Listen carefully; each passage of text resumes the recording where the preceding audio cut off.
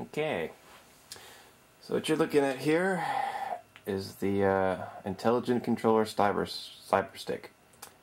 It is you can see it's basically Afterburner style control,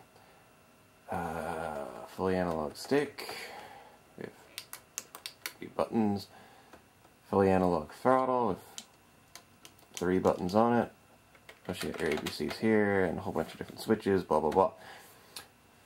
So the story on this stick was that it was originally created actually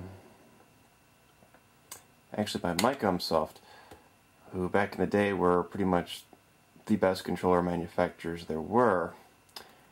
And apparently the president of Microsoft really wanted to play Afterburner in the home with like decent controls. So they created this thing, and then Sharp actually liked it so much that Sharp decided to officialize it for the X68000 computer. So there's basically 2 versions of this stick. The original Microsoft version is slightly more uncommon, but it looks identical to the Sharp version. It just has like red buttons and it's got the Microsoft logo and it's red, but they're the exact same thing otherwise. There's absolutely no difference whatsoever. And it's a very nicely built stick. The shafts are metal. There's also a big shock absorber, so you can really pound it, which when you're playing Afterburner, you need to do that. Same with the stick. Nice shock absorber, metal shaft, very smooth, wonderful stick.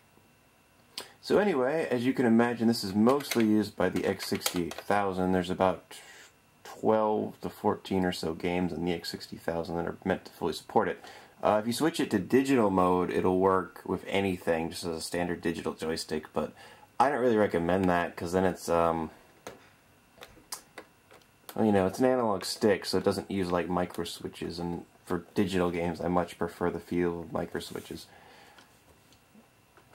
But for analog games, there's about 12 or so, like Star Luster, of course Afterburner, Thunderblade, Super Hang-On, Neural Gear. There's a bunch of them, and that's the main reason I have this. If you're an X68000 owner, definitely worth picking up because lots of great games on it. But the purpose of this video is to look at the PCEngine games that actually support this, which is kind of a lost secret. It's kind of neat actually that here we are in the year 2012 and there's still some secrets being discovered by games that came out, decades ago. Stuff that people still aren't aware of. And this basically all started with over on the PCEngine FX forums where I tend to hang out. Some crazy dude named Soup or Suip, I don't know. But anyway, he posted a link he found to an eBay auction of a flyer for Outrun, for the PCEngine version of Outrun. Which actually, on the flyer showed, well, basically this stick. It was the Microsoft version, so the buttons were different. And apparently announced a giveaway that back in the day, 100 people were given basically the Microsoft stick version of the stick for free, and an adapter for PCEngine so you could play it with Outrun. And also a few years ago, it was discovered by people that were messing around with the ROM that Afterburner 2 on the PCEngine supports analog controls. But none of this stuff really ever went anywhere, mainly because, to everybody's knowledge, there were no PCEngine analog controllers. Of course, being meant for, X68000, it uses the standard X68000 MSX DB9 plug. Now, after I saw the picture, I'm like, dude, that's just a normal CyberStick, which I already had for my X680K anyway. So I'm like, I wonder, I bet you this would work. So I dig out the old XHE3, which is a MSX X68K controller adapter, so you can use the PC controllers on the PCEngine. You'll notice it has select and run buttons on it, because the majority of MSX pads only had 2 buttons. They didn't have any start buttons, so to use on PCEngine you kind of need these. But really all it does is change the pinout. So Truth be told, this adapter is actually pretty hard to find these days. A lot harder to find than the stick itself. So if anyone actually wants to come up with this kind of setup for their PCEngine, you'd probably just want to make your own. There's really nothing special. All it does is just change the wiring around. So, but yeah, so there's actually, surprisingly, 5 games on the PCEngine, these 5 known games, that support this controller. And I have all 5 of them, and we're just going to take a quick look. So we'll start with Afterburner 2. And what's really weird about these games is that none of them mention this in the manual anywhere. This is something that, you know, the games had to be programmed for analog and to use the stick, and they are, but the manuals don't mention it. There's nothing. If it wasn't for that one flyer and that guy throwing it on the forum, this never would have been, you know, I never would have seen this. But yeah, it works just like it should. Just like you'd imagine it would, even though there's absolutely no instructions for it. There's no mention anywhere. But yeah, let's play some fully analog PCEngine games. Alright, so let me get the camera into position here. Now, I want to try and film, you know, the stick itself and my hands as I'm actually playing these games, just to give you a better idea. So this video is going to be kind of awkward, but it's just to show you mainly that this works more than anything else. So I'm probably going to really suck, since I'm going to have to try and keep my head out of the camera and actually still play at the same time. But we'll do what we can. Okay, so let me just get hooked, plugged in here, and we'll just, being that this controller was pretty much designed for Afterburner, well, that's what we're going to start with. Let's plug this in, and plug it in, and there we go.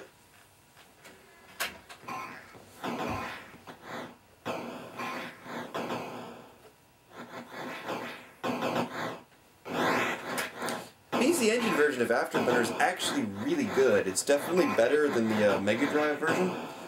You know, it pales in comparison to later versions like on 32X, but for its time, it was actually a really good port. And with this controller, it actually makes it even more fun. Because the big problem with most Afterburner ports is that they control like ass. But with this, you basically get the exact same control setup as the arcade, and it's fully analog. So it works like you'd imagine, meaning, you know, to roll, you just give a hard jerk of the stick, and to use your Afterburner, you just pound the throttle down. And it also gives you real speed control the entire game. Makes this version a hell of a lot more fun to play than it already was. Honestly, I stick to the X68000 version as it's smoother. This version actually has some more graphic detail in places than the X68000 version does, which is fairly impressive. But it's still a bit choppy. It's nowhere near as smooth. So, and since naturally the X68000 version uses the exact same stick, it's generally the version I'd recommend. But if you're only a PCEngine fan for kind of person, this is definitely worth a try. So let's just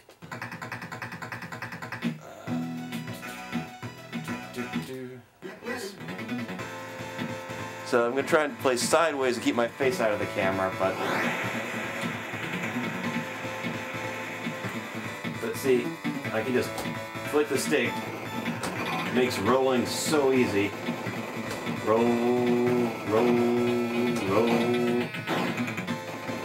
And then of course I've got full analog speed control. So I can just go BAM to activate the Afterburner itself.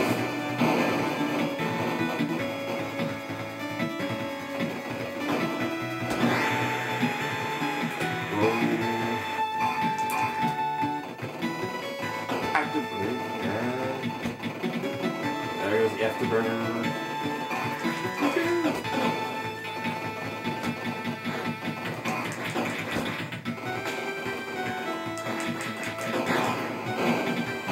Really hard to play at this angle, but as you can see, I get total speed control. It's very easy to roll. So the biggest problem I typically have with ports of this game is rolling's a pain in the ass. With this stick, you can roll whenever the hell you want to, like a dream. This is definitely the preferred way to play Afterburner.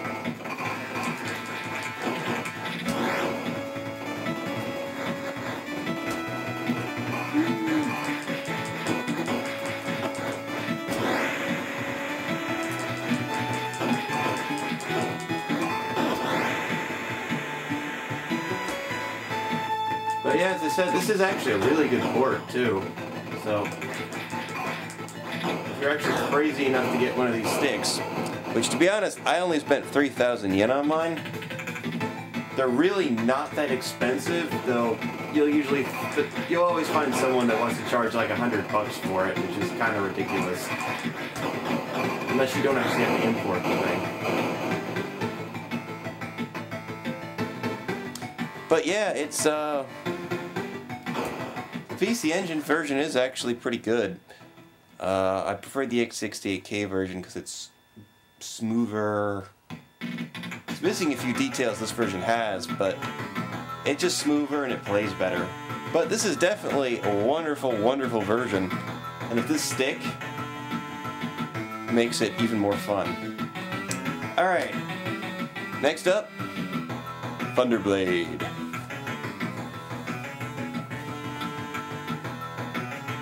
Pardon me as I switch the next cue card here.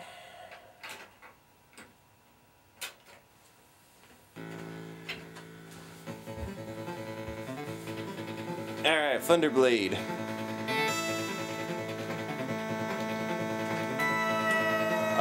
Oddly, this one, you actually gotta go and reverse the controls, because it doesn't, like, reverse.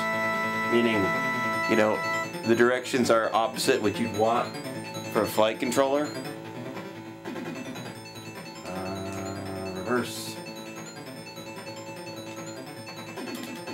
Also, this game oddly reverses the buttons. Meaning, by default, this is shot and this is missile, which, you know, instinctively you want this to be shot and this to be missile. But thankfully, this stick actually has a switch that reverses the A, B, and B buttons, making it work as you'd want. Alright, let's do it. Now, Thunderblade on the PCEngine is a far cry from the arcade version. As you can see, the stick works fine, and you do get analog control, meaning the harder you push the stick. So, like, you can just kind of urge your way over slightly, or you can go more over, like, you know, faster. However, the PCEngine version of this game does not have, like, any sort of speed control whatsoever. So the throttle does absolutely nothing, but you do get analog flight and stick control.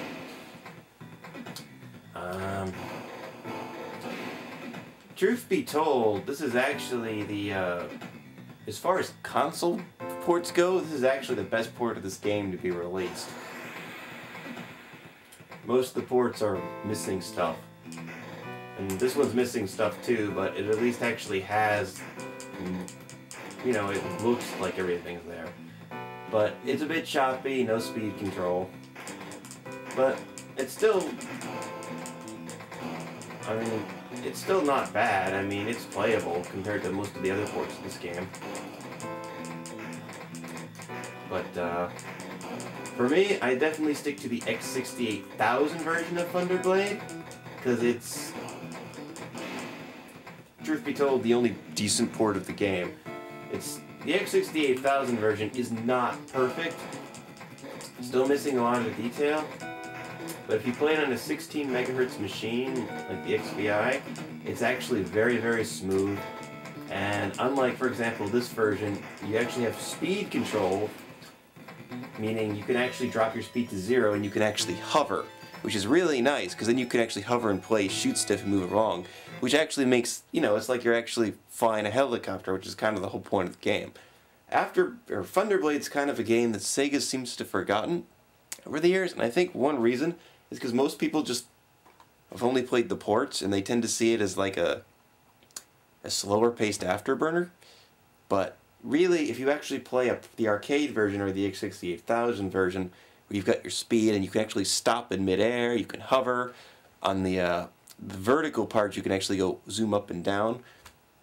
The vertical level zooming is only on the X68000 and, oddly enough, the Commodore 64 ports. This version, you have the vertical levels, but you can't actually go down like you can on the others too.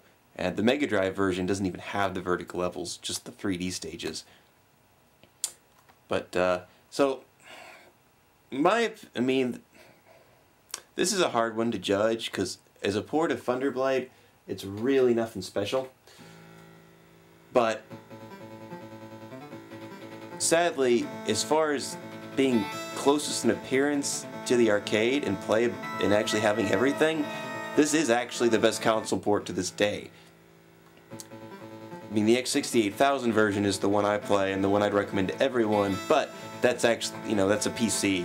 It's a computer, it's not a console. But still though, it's playable. It's not the version I would ever play, other than the fact that this was like $2. But you can do worse.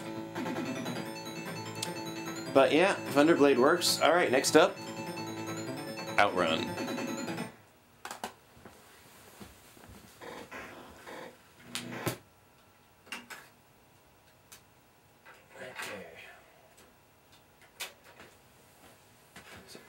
Again, there's much better ports of Outrun than the PCEngine version these days, but back then, this was actually a really good port, and it's still very playable. Turn off that weird engine noise, though.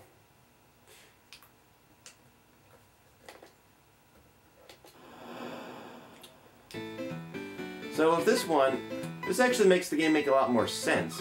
Because that little speed meter down on the left actually shows you what you've got the throttle set on, as opposed to just being all on with a normal controller. But yeah, so the throttle is essentially a gas pedal. So you can have your speed set pretty much however you want it. You're supposed to just 100% like you would with a button. And then the stick itself gives you analog control, so you can turn a little bit or a lot. And then all of the buttons are brake. They all work as brake. I tend to use the one over here on the throttle myself, but you can use whichever one you feel of. You'll notice how I've got my hand situated.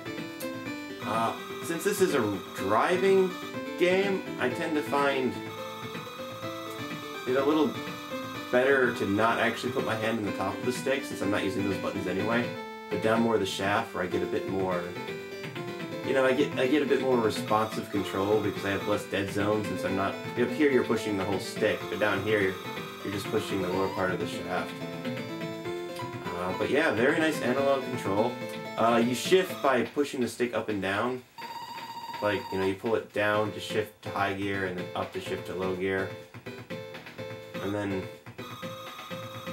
you get the nice, you know, it's not quite as nice as actually having a wheel and pedals, but it still works pretty well and gives you very, very nice, very accurate speed control.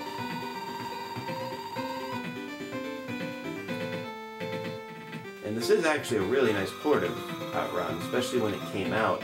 Definitely it was the best port of its time. I mean, you know, these days, you know, the Saturn port just destroys it. And the Saturn port, you can use the Saturn Racing Wheel. Though ironically, the Saturn Racing Wheel doesn't have pedals. And it's one thing that I always felt a little disappointing. But this, you don't get a pedal, but you do get really nice analog speed control. So, needless to say, this works very, very well. And I really enjoy playing this version now that I've got the stick set up going here.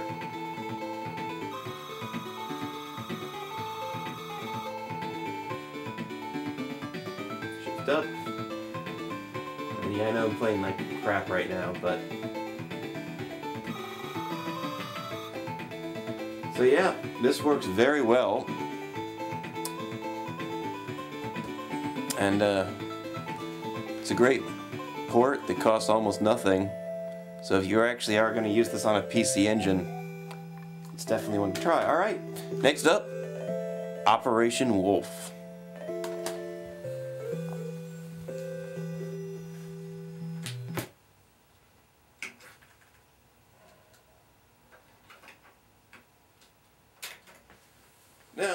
I'm pretty sure most people are familiar with Operation Wolf. And as you can probably imagine, this one works very, very well and just uses the stick, no throttle.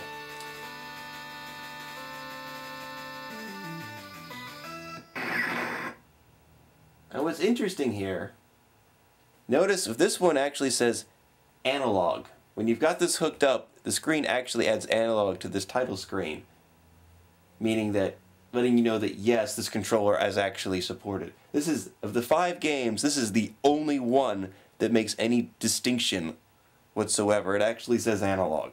The only one of the 5 that does. But alright, let's just do it. So as you can, now, if you remember the arcade had that big giant plastic Uzi thing, right? What most people don't realize is the games that had those mounted guns, they didn't use light, those weren't light guns. They were basically just analog joysticks, but giant size to fool you. So this is basically the exact same controls as the arcade, just a more normal size stick. And as you can probably imagine, this works extremely well.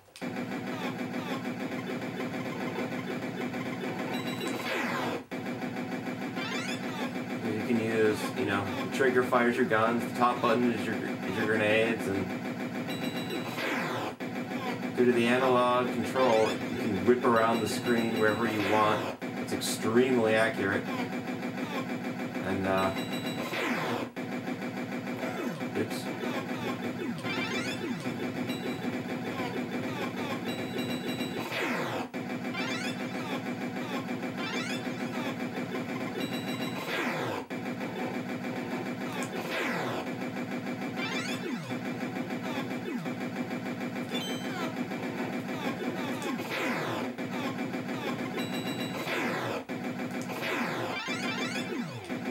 Keep blasting the medic jigs. But yeah, this is you know, this isn't exactly a game that you don't particularly spend a whole lot of time on, but I enjoyed playing this back in the arcades with that giant Uzi, and this is a pretty good port of it. The FM Towns port is closer to the arcade and pretty much perfect. And that version actually supports the mouse, so you get nice analog control too as well, but the PCEngine version is very nice, and with this stick, it controls very, very well. I mean, you couldn't really ask for any better control than this, in my opinion. So, definitely, if you're actually going to track one of these down and get some kind of adapter and to use this, actually, all the games that use this are very cheap. You know, there's none of the games will cost you much.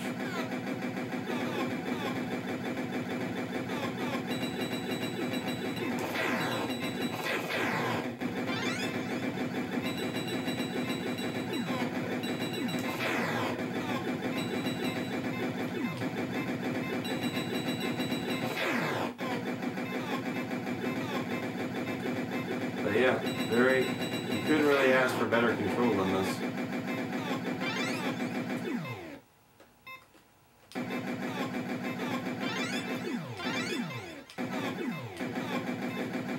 Very, very easy, very smooth. Oh, I didn't mention earlier, but the stick is actually adjustable. Both the stick and the throttle. There's a series of 5 pots here, and you can actually put the controller in adjust mode and then mess with the pots. So you can actually adjust the dead zone and the sensitivity on this thing. So if it doesn't quite do the way you want it to be, it can be adjusted pretty easily.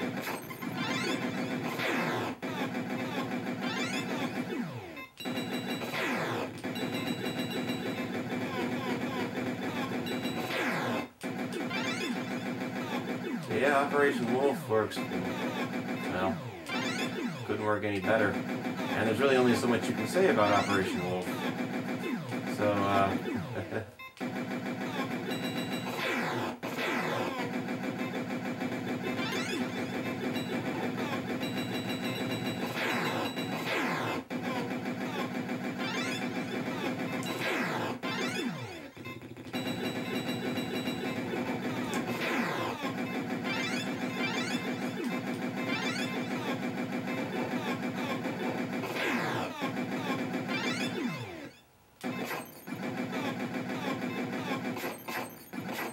Yeah, I think that's about enough of this one.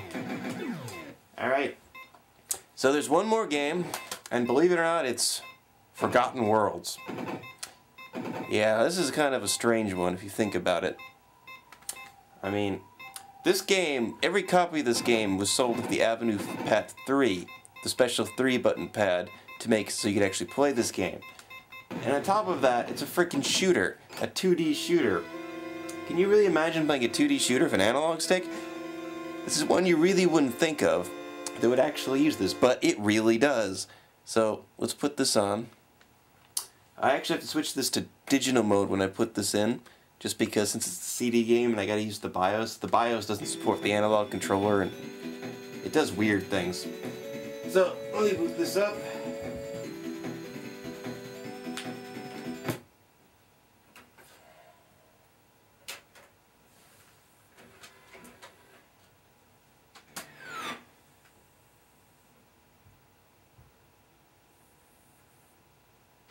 Yeah, I'm using the laser active just because it's easier to plug into for doing this.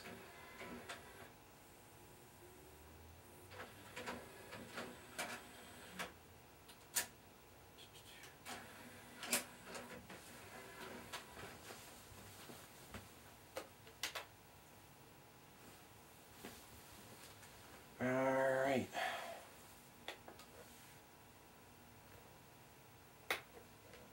And see here, it actually this one actually does also give you that little analog thing in the bottom. The only other game that does that. I didn't even notice that the first time I played. But, yeah. So this one also says analog. And this one's a little weird. Now,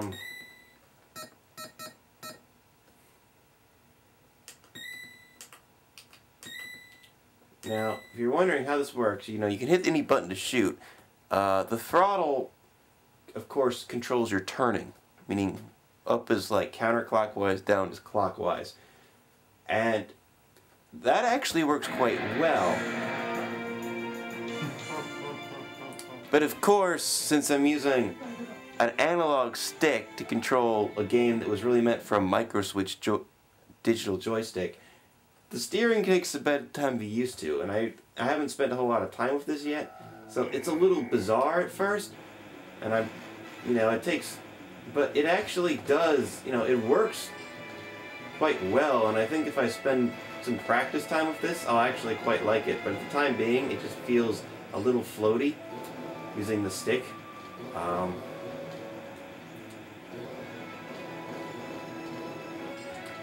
But you'll notice I'm moving kind of all over the place. And it's mainly because, the stick's a little more sensitive than I think the game was ever really designed by Capcom to use. It was never meant for analog, but this actually works very nicely with the throttle. Really no complaints there. But it's not a game you'd think that would actually use, basically an Afterburner flight yoke to control. But yeah, it's fully compatible. It's how it was meant to be played.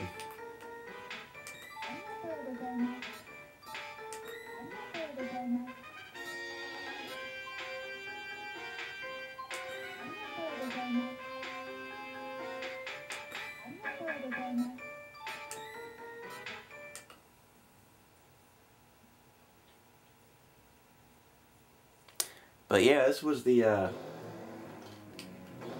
to my knowledge, this was the 5th and final game to be released on the PCEngine that actually has analog control. And myself, I originally, got the stick for the X68000, because there's, like, as I said, about 14 games that use it. And playing Afterburner and especially Thunderblade on the X68000 with this stick is just wonderful. But being able to also use it on the PCEngine is actually a pretty nice little bonus. So it's a little weird in this game, but what might actually help though is if I switch this stuff around a bit. As I said, I could lower the I could theoretically lower the sensitivity on the stick, which might help since it's a little flimsy. But the other thing is I might just switch these. Because personally, when it comes to a traditional joystick, I'm used to having the stick on the left. So that might make things a little easier. And if you're wondering what I mean by that,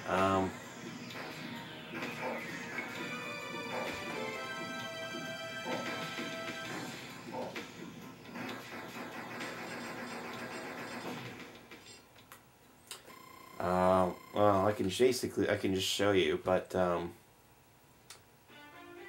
yeah. I'm pretty sure most people are familiar with Forgotten Worlds already. So let's see. Select.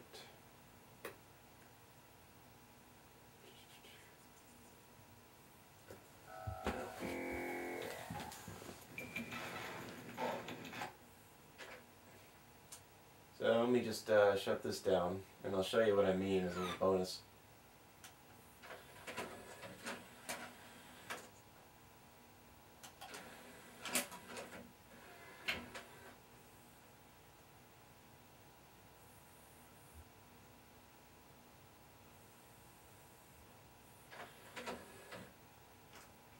Okay, so a neat feature of this thing is that there's little lock switches here, and if you just undo these, you can then twist the stick and it just pops right out. So you'll notice it actually plugs into the bottom of a DB9 connector, and the stick itself has this as well. And on the one on the right here, there's actually two DB9 plugs in there. So, you know, you can actually put this in here, like that, or you can flip it around and be the proper way. And you can have that. And you can just switch it.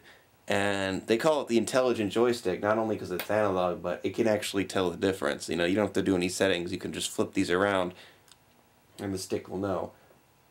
Of course, it's shaped a little differently, but for games like Forgotten Worlds, where I'd really prefer to have the stick on the left, all you gotta do is throw it in there, twist it in, and put it, basically stick it in, lock it down, lock, and boom, it's ready to go. No settings needed. So yeah, you can swap these however you want to with any game, but with most of the flight sims, I'm used to having the stick on the right hand. Growing up as a kid, you know, I used to play like TIE Fighter, Privateer, Descent, and I'm left-handed, but even still, I had the stick in my right hand and the keyboard in my left. Same with the mouse. But for Forgotten Worlds, in my opinion, the stick should be in the left, so I might try doing that. That might make it a little more playable. But as it is, it does kind of come off as almost more of a gimmick than anything else, to be honest. But as I said, it feels kind of like a gimmick in that game. But I don't know, if I give it some time, I do actually prefer this control for actually spinning than hitting two buttons.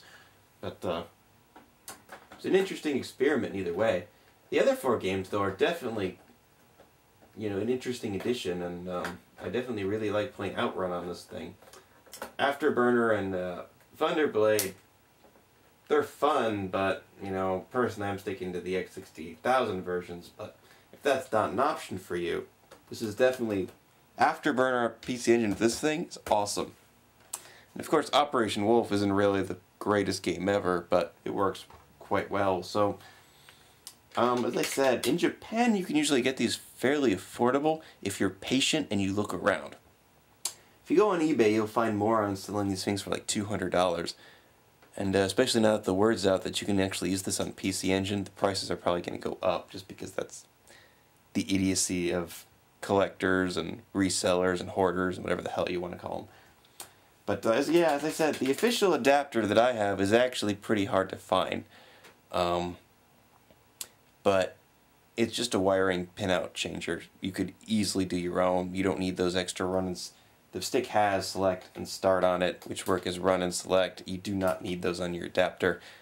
You only need those if you're going to use a standard MSX or X68000 controller, which doesn't have those. But yeah, it's an interesting little discovery, because as I said, you know, so 2 of the games, when you have analog attached, Wolf and Forgotten Worlds actually tell you there's analog, but the older 3, Outrun, Thunderblade, and Afterburner, have absolutely no indication whatsoever, and none of the games, as I said, mention it in the manual at all. So, neat little lost discovery. And, as I said, it was years ago when I heard about some guy that was hacking the Afterburner ROM and was like, dude, there's analog support in here. But no one knew what the hell it was meant to be used with. Now you know the answer. Anyway, I hope you found it interesting, and it's kind of a fun little setup if you can get your hands on one. See you next time.